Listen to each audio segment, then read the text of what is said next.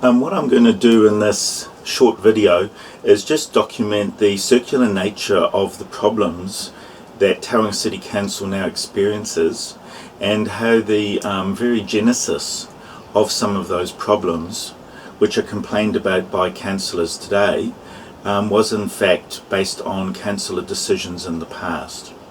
So the starting point here is what was the Mount Ratepayers, Retailers and Residents meeting on the 18th of June. There were two speakers, one of which was John Robson.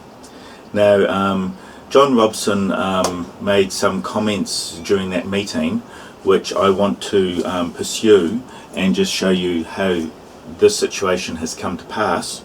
And the comments were around the CEO Marty, who's now in power, having replaced Gary Poole, and his comments were around the fact that there were 11 direct reports to Gary Poole, and Marty has essentially taken nine of them out of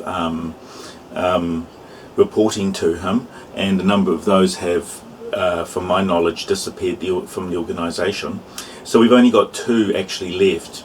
Now those two that are left are both old staff. That is Paul Davidson and Christine Jones.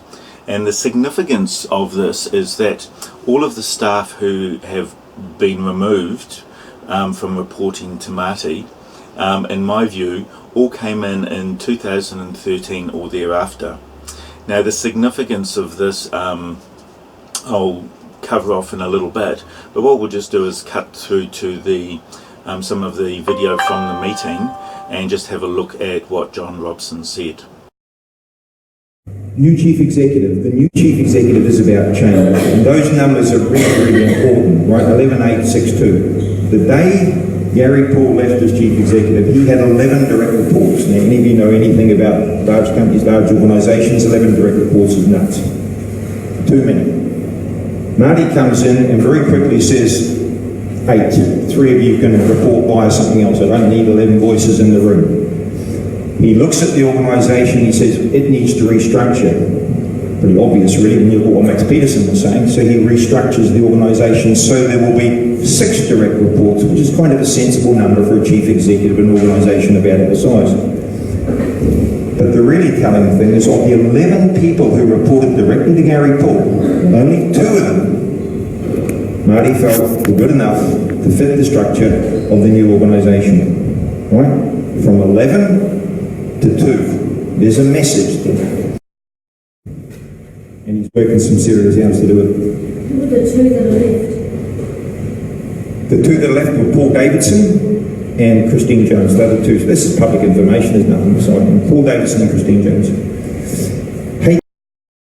I made coming back to present day, I made a protected disclosure in 2015, and the general basis of that protected disclosure was identifying a number of bad behaviours which I can't go into because of confidentiality reasons, all to do with new staff at the organisation. Now, it was my belief that the way that the culture in the organisation has deteriorated, which councillors now accept through Max Peterson reports and the like, is through a process that had its genesis back in 2013 when the restructure was done by Lee Orton.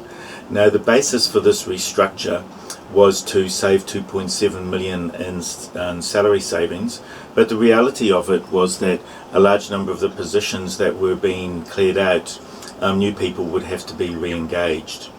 So from my point of view as a staff member, the $2.7 million in salary savings was a bit of a joke.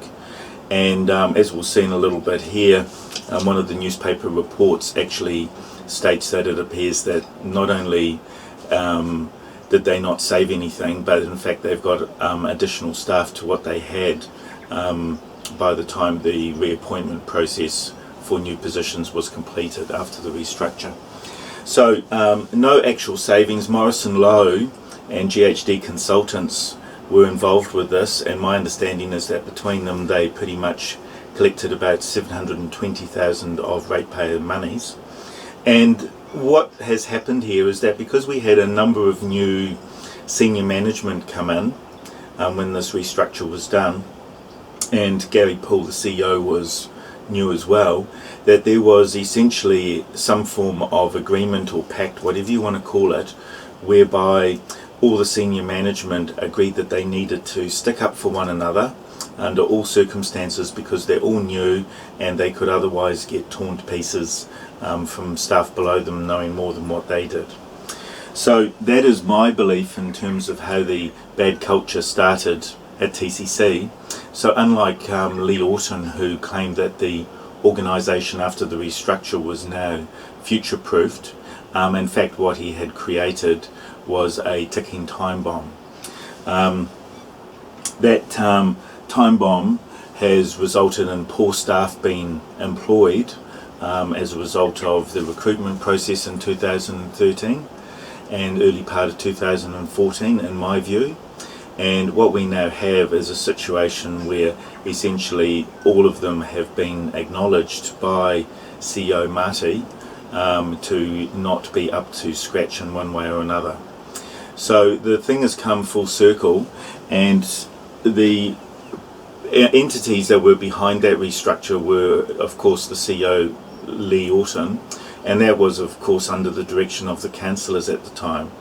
So we have a situation where at that meeting there were 3 councillors present, one of which was Rick Curack, who was elected in the 2010 elections and was part of what I will call that fateful decision process that occurred.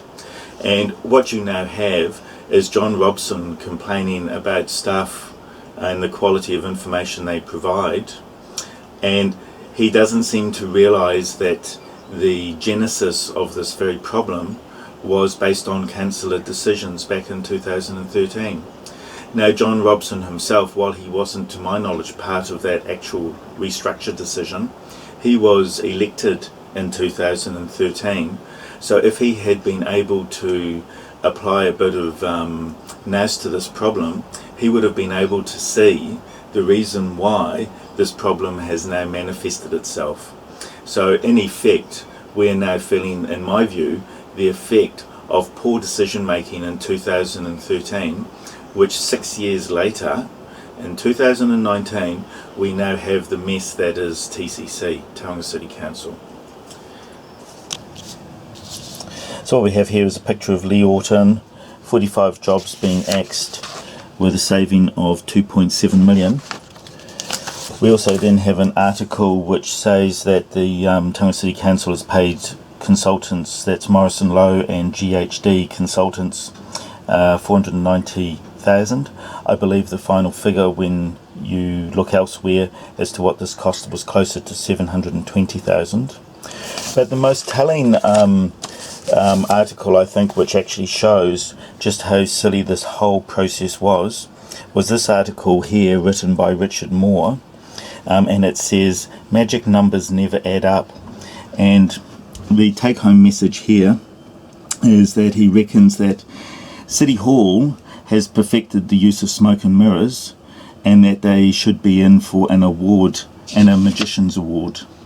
And there's a few more sort of numbers there, but in his calculation there hasn't actually been any staff savings. The council actually has 5 more staff, and you'll see there Terry Malloy is mentioned as saying that the council is now fit for purpose. Now my view would be completely different, having been on the coalface side of this, and my view would have been that what were a reasonable number of good people were replaced by people which in my view were largely useless. So that is the reason why the situation that John Robson talks about is now clearly evident.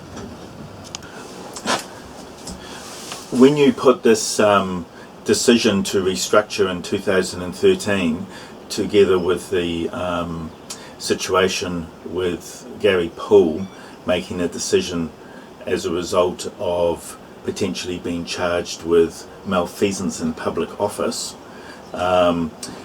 those fateful decisions have now led us to where we are now. It is unfortunate, but it is inevitable given the quality of the decision making at Tauranga City Council, both by the councillors and by the CEO, Gary Poole. The staff were not doing a great job, and that's why we've got to where we've got to now. And that's why now all the transport projects have been stopped. They're all up for review.